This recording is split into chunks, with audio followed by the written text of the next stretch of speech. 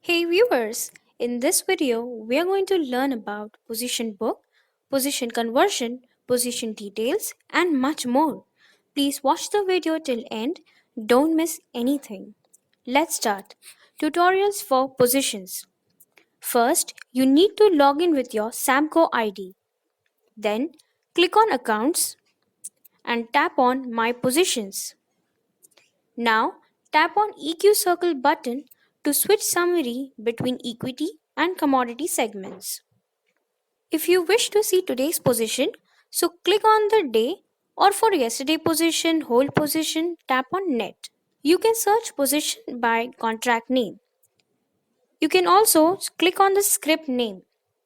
If you wish to square off, convert, or enter stop loss to your position or to know your position details, just tap on the right button.